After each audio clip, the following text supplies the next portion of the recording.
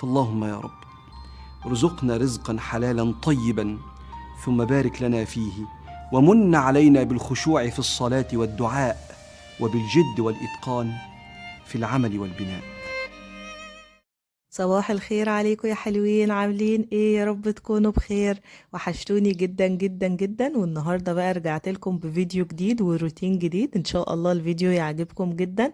بس الاول بقى قبل ما نبدأ في اي تفاصيل من الفيديو ونرغي بقى كتير مع بعض، ما تنسوش بقى تعملوا لايك، وكمان تشتركوا في القناة وتفعلوا زر الجرس علشان يوصل لكم كل الفيديوهات اللي انا بنزلها. وكمان بقى لو انتوا جداد معايا في القناة نورتوني وشرفتوني، خدوا جولة كده برضو في القناة، وان شاء الله هتلاقوا فيديوهات حلوة جدا هتعجبكم. وكمان بقى اهم حاجة ما تنسوش تكتبوا لي تعليق حلو كده منكم، لان حقيقي تعليقاتكم بتفرحني جدا جدا جدا، وكمان بتشجعني كده ان انا اصور معاكم فيديوهات اكتر. يلا بينا بقى نبدأ كده في تفاصيل الفيديو واقول لكم انا هعمل ايه. طبعا خلاص العيد قرب يعني علينا وكده، فانا حبيت بقى ان انا ابدأ ترويقة العيد كده من بدري، علشان كل سنة بنتزنق كده في الاخر وبيبقى ورانا حاجات كتير قوي. عايزه اقول لكم كمان ان انا في دماغي حاجات كتير قوي عاوزه اعملها، بس حقيقي الوقت بيعدي بسرعه قوي.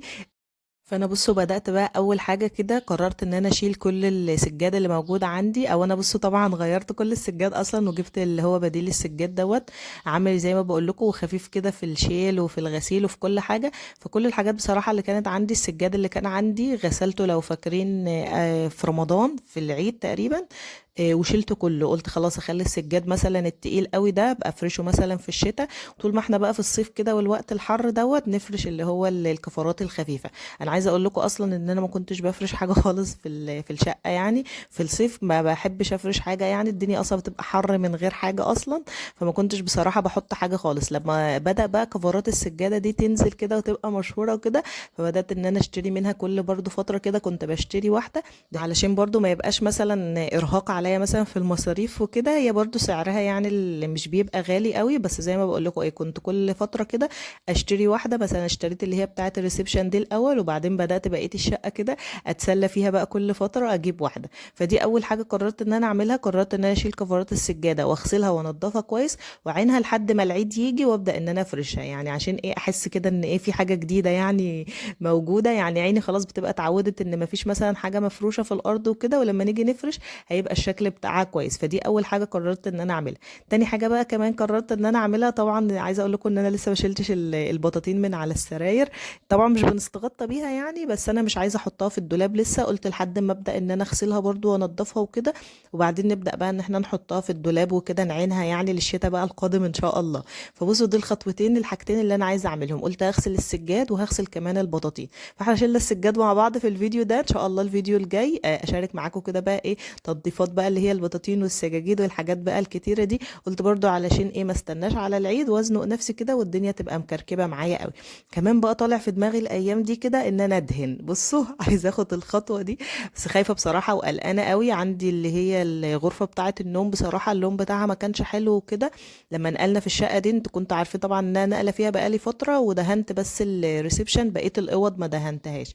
فعندي بصراحه الغرفه اللي هي بتاعه النوم ديت اللون بتاعها مش عاجبني خالص، وكمان كان متبهدل قوي. فانا بصراحه ايه عايزه اخد تجربه كده وابدا ان انا ادهنها انا بايدي. يعني مش عارفه بصراحه هنجح ولا ايه، بس شفت فيديوهات كتير قوي وحاسه ان الموضوع سهل يعني وبسيط. فانا بصراحه ايه حابه ان انا اجرب الموضوع ده، فهجربه معاكم ان شاء الله. بصوا برضو كل الحاجات دي زي ما بقول لكم في دماغي، بس مش عارفه هلحق ان انا اعملها قبل العيد ولا ايه. فانا بجهز حاجه حاجه كده، يعني عامله جدول لنفسي كده، الحاجات المهمه الاول هبدا ان انا اعملها، وبعد كده مثلا ممكن نكمل بقيه الحاجات بعد العيد، علشان برضو ما نزنقش نفسنا وما نعرفش نعمل حاجه خالص في الاخر. دي كمان الحاجه التانية اللي انا حابه ان انا اعملها، زي ما بقول لكم ان انا ادهن الاوضه كده. بصوا هدهنها كمان نفس اللون بتاع الريسبشن ده، حاسه حلو ولونه حلو، وكمان بيمشي مع ديكورات كتير ويمشي مع كل الالوان يعتبر. لو العفشه مثلا لونه ابيض بيمشي معاه، لو العفشه برضو لونه بني بيمشي معاه. انا عندي الغرفه بتاعه النوم هي لونها بني، فكده كده اللون هيبقى كويس جدا معاها، وبيبقوا ناطقين كده مع بعض، وهيفتح كمان الاوضه معايا، وهيديني افكار بقى ان انا اعمل ايه ديكورات جديده وكده. لان انا يعني بقالي فتره كده برضو ما بعملش معاكم ديكورات، بس ان شاء الله نرجع نعمل كده ديكورات حلوه قوي مع بعض. كمان بقى الحاجة اللي أنا عاوزة أعملها كمان، كنت جددت كده شوية في البلكونة بتاعتي بصراحة ما كانتش متقفلة، يعني ما كنتش حاطة فيها ستاير وكده. البلكونة بتاعتي كبيرة قوي بس رفيعة، يعني بصوا هي طويلة بس مش عريضة، فما كنتش عارفة استغلها بصراحة أو مش عارفة أعمل فيها إيه. فكنت سايباها يعني إيه، هي بنشر فيها وخلاص بصراحة يعني.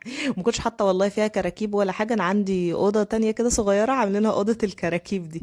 فالبلكونه كانت فاضيه ما بستغلهاش وكده. لما الصيف بقى داخل علينا كده جات لي فكره ان انا اقفلها وابدا ان انا اعمل فيها قاعده كويسه وكده. قبل كده برضو انا كنت بخاف بصراحه احط فيها اي كراسي او اي حاجه، علشان الولاد عندي بصراحه ربنا يهديهم يا رب ويهدي الولاد كلها، اشقيه شويه، فكنت بخاف عليهم ممكن يدخلوا مثلا البلكونه وانا مش واخده بالي وحد فيهم يقف على كرسي مثلا او كده. فما كنتش بصراحه بحب ان انا احط في البلكونه اي حاجه. فانا دلوقتي قفلتها كده ستاير، فعايزه بقى اعمل فيها برضو افكار جديده كده. مش هحط فيها كراسي، هنعمل فيها مثلا قاعده كده بسيطه كده، ما تبقاش عاليه برضو قوي علشان خاطر الولاد. فكل الحاجات دي بصوا في دماغي، عماله كمان ادخل على برنامج بنترست ده وادور على صور كتير وادور على افكار كتير، بحيث برضو ان احنا نعمل كل الحاجات دي بايدينا كده، ما نكلفش نفسنا. عشان طبعا الاسعار اصلا بقت غاليه قوي علشان تشتري حاجه او تجهزي حاجه، فالدنيا بتبقى بايظه اصلا من غير حاجه. فبصوا انا والله عماله افكر كده ان انا برضو ايه اجدد معاكم، وتبقى برضو كل التجديدات اللي احنا بنعملها على قد الايد كده وبسيطه، عشان برضو لو حد عاوز يجدد ما يكلفش نفسه برضو كتير. كمان بقى الحاجة اللي أنا كنت عاوزة أعملها بقى، ودي بصراحة اللي هعملها بعد شيل السجاد وبعد ما أغسل البطاطين وكده، ودي لازم تتعمل بقى بصراحة، إن إحنا لازم نشيل بقى الورق اللي إحنا كنا لازقينه مع بعض على الرخامة في المطبخ، لأن حقيقي الورق اتبهدل جدا وبيقول لي ارحميني بقى حرام عليكي وشيليني. فبصراحة الخطوة دي برضه أنا هعملها الأول قبل البلكونة وقبل دهان الأوضة، يعني لأن بصراحة الورق زي ما بقول لكم اتبهدل جدا ولازم بقى إن هو يتغير. وأنا أصلا كنت جايبة ورق، لو فاكرين برضه قبل رمضان، الورق اللي هو غرق في المية ده فاكرينه، فكده كده موجود عندي. فانا هشيل الورق بقى اللي على الرخامة كده، هشيله برضو معاكم في فيديو واقول لكم الريفيو عنه. انا كده حطاه تقريبا بقالي سنة وشهرين تقريبا، يعني بصراحة بصوا هو كان حلو جدا معايا. هكتب لكم بقى كل التفاصيل بتاعته ان شاء الله في الفيديو بتاعه، وهنشيله مع بعض كده ونشوف هل هو فعلا صعب كده في الشيل، زي ما انا شفت فيديوهات كتير قوي بتأفور في الموضوع يعني، وبتقول ان الورق مش حلو وبيلزق معانا بعد كده ومش بنعرف نشيله وكده. فانا هجربه والله واشيله معاكم، وحتى هخلي الفيديو كده معاكم مش هنجريه ولا هنسرعه،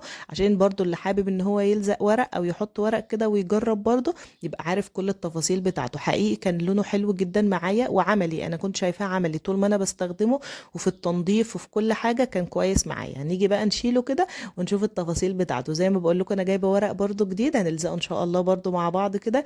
دي الحاجة اللي انا زي ما بقول لكم عاوزه اعملها برضو على العيد، يعني احنا شلنا السجاد والبطاطين والمطبخ، الدهان بقى والبلكونه مش عارفه لسه بصراحه هقدر ان انا اعملهم قبل العيد ولا لا، لان طبعا برضو ورايا التزامات تانية، والولاد بقى بيروحوا طبعا الاجازه وكده، فبوديهم دروس تاسيسات وكده، فمشغوله برضو والله معاهم وبننزل كتير بصراحه، مش بنقعد كتير يعني في الشقه.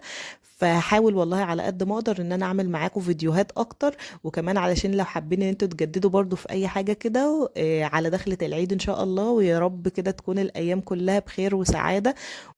طبعا انا وضحت لكم كده كل الحاجات اللي انا عايزه اعملها، واصلا ما كنتش بتكلم في الفيديو، انتوا بقى شايفين انا بعمل ايه. بس هو الفيديو كله انا كنت هدفي بس ان انا اشيل الكفرات اللي هي موجوده معايا، حتى كنت بنفض يعني تنفيض خفيف كده، يعني مش بروق قوي، علشان ايه هندخل بقى على معركه اللي هو الغسيل. يعني ما كنتش عاوزه اتعب نفسي قوي بصراحه في الترويق يعني. انا برضو ظبطت الشقه وخليت شكلها كويس، بحيث ان لو حد جالنا برضو مثلا او كده يبقى الشكل كده في العموم شكل كويس. بس ما كنتش يعني بنظف قوي مثلا او كده، لان زي ما بقول لكم بقى قبل العيد هننضف التنظيفات الكبيره بقى، ونشيل الكفرات اللي هي على الانتريه وعلى الركنه وكده، ونغسل بقى ونظبط. بس انا كنت عايزه اوفر طاقتي علشان لسه هنغسل الكفرات ولسه هنغسل البطاطين، وهيبقى مولد بقى كبير كده. فانا يعني ايه ظبطت الدنيا كده على قد ما اقدر. لما بشوف نفسي الصراحه بجري في الفيديو كده بقعد اضحك قوي زي ما اكون بهرب كده من حاجه، انا عشان بس مسرعه الفيديو شويه فبيبان ان انا بجري، لكن انا لا ببقى ماشيه بالراحه يعني. بس كل ما اشوف اللقطه دي بصراحه بقعد اضحك قوي، يعني لما باجي امنتج اي فيديو واشوف نفسي كده وانا ماشيه والفيديو متسرع، بقعد اضحك على نفسي بصراحه. المهم برضو كده بدأت ارجع بقى كل الحاجات مكانها. وطبعا انا كنت عامله لكم فيديو مخصوص كده للسفرة عشان ناس كتير سألتني. السفرة كانت شكل تاني خالص، هي كان شكلها كلاسيك، لان طبعا انا متجوزة من فترة فما كانش لسه نزل الحاجات المودرن الجميلة دي. فانا حاولت يعني ان انا اجدد فيها، لان حقيقي الخشب بتاعها كان حلو جدا. انا سبت لكم بقى كل التفاصيل بتاعتها في فيديو كده، ارجعوا له برضو، واحاول ان انا احطه لكم كده تحت في صندوق الوصف، او ممكن كمان يظهر لكم فوق كده، هتلاقوا الاسم بتاع الفيديو، اضغطوا عليه برضو هيدخلكم على الفيديو على طول.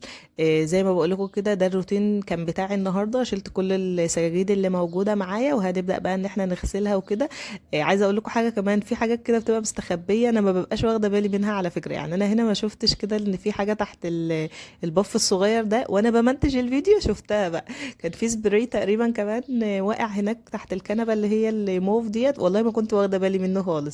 وانا بمنتج الفيديو خدت بالي، انا كنت بدور عليه اصلا. الولاد ربنا يهديهم يا رب، بيرموا كده في اي حته، فانا خدت بالي بقى منه.